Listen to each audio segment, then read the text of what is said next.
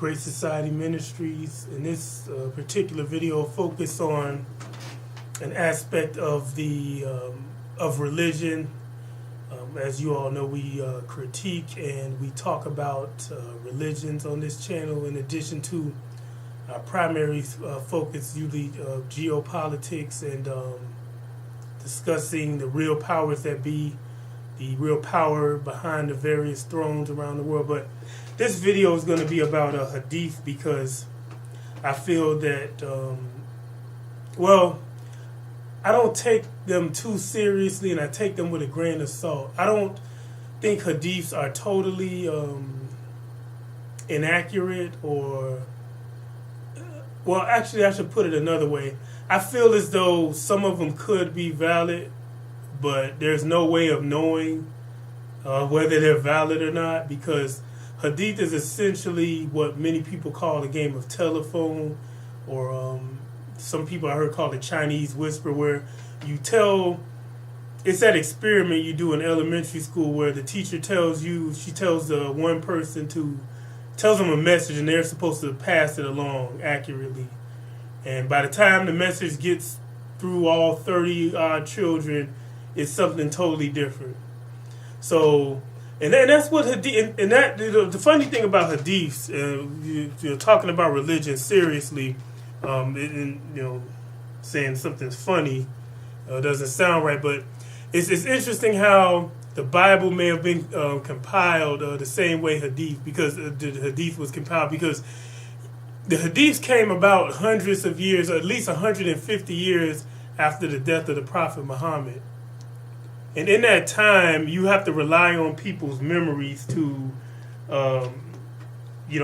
remember something and pass it along, and then that person that is passed along to is supposed to remember it accurately. It's an oral tradition that eventually got written down. Now, the Bible's similar, the Old Testament, and perhaps even the New. I haven't looked into as much as I looked into the compilation of the Old Testament, but the Old Testament were essentially tales that were passed along and eventually copied down. Who knows how long after the original telling of these, or the original events occurred, supposedly. But with the Bible, there's no corroborating historical evidence. So, but okay, let's get into hadith. So you have these retelling of events and what the prophet supposedly said or did, or what he abstained from, but there's no way of really knowing, the accuracy of that. You're relying on people's memory. Another problem is hadiths became politicized, because we all know about the 3 civil wars that early Islam passed through, the first being led by Aisha and Talha Zubair, her relatives, who she wanted to use to eliminate, kill, and dethrone Ali ibn Abi Talib. So there's that fact as well. But then you have the later civil wars, Muawiyah, and then the war against the Khawarij. So some hadiths were actually forged purposely to support, to legitimize a certain claim made by a certain sect. And there were many sects at the beginning, and the sect that we know today is the Sunnis. I usually don't try to call them that, but that sect actually, if you study Islamic history, Sunnism really developed as a reaction to other sects and theories. So, for example, the Mu'tazila, the Sunnis, or what the proto-Sunnis, the group before the Sunnis, the quote-unquote majority, they would always respond to other sects and develop and that's how their ideology developed. It wasn't an independent thing. It was always in response to claims from other groups, as well as the political aspirations of the Umayyad clan. But we'll get into that later. I'm going to give you a quick example, because one of the things that hadiths have to have for accuracy, quote-unquote accuracy, is a reliable chain of transmission, or an isnad. I'm going to give you an example. And this, by the way, this book is Jonathan A.C. Brown, his research on hadith. So, very good Islamic scholar. I don't agree with him because he's from that sect. the majority, and I don't agree with the majority sect, but I will give credit where credit's due. He actually studied throughout the Muslim world, and especially Hadith. So he's I consider him an expert. I don't know if Salafis would, because he's not a Salafi apparently, so they'll probably dismiss him. But here's an example of a chain of transmission. Now, if my son comes in the room, I apologize if you hear any background noise. Hey, so you have Muhammad. Now, this is a chain of transmission of a hadith, also known as the isnad.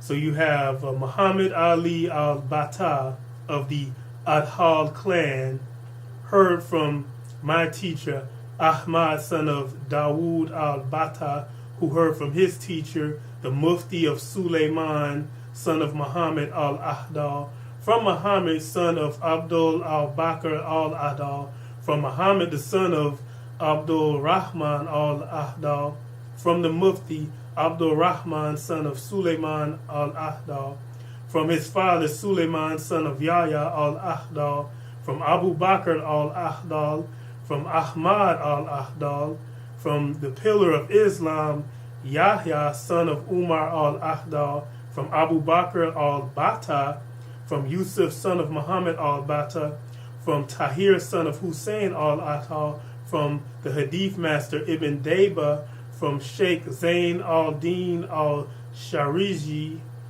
of Zabid, from Nafis al-Din Suleiman al-Alawi, from Ali, son of Shaddad, from the Imam Ahmad, the candle maker, from his father Sharaf al-Din, the candle maker, from Zahir, son of Rustam of Esfahan, from Abdul Malik al-Khuruk, from Abu Nasr, son of Muhammad Herat, from Abu Muhammad Abdul Jabbar al-Jarrah of Merv, from Abu al-Abbas Muhammad, son of Ahmad of Merv, from the definitive Hadith master Muhammad of Isa of Tirmiz, from Ibn Abi Umar, from Ibn Uyayna, from Amr, son of Dinar, from Abu Qabus, from Abdullah of Amr, from the messenger of God, who said, the merciful, indeed, most merciful God has mercy upon them. Have mercy in this earthly world, and he that is in the heavens will have mercy on you. Again, that's supposed to be what the prophet said. The merciful, indeed, the most merciful God has mercy upon them. Have mercy in this earthly world, and he that is in the heavens will have mercy on you. So, as you can see, that was a extensive game of telephone or Chinese whispers, and who knows over how many generations or how long that really, and from so many different ears back to the Prophet Muhammad, and then to essentially say something that the Quran already says. God will have mercy on the merciful. So Hadith,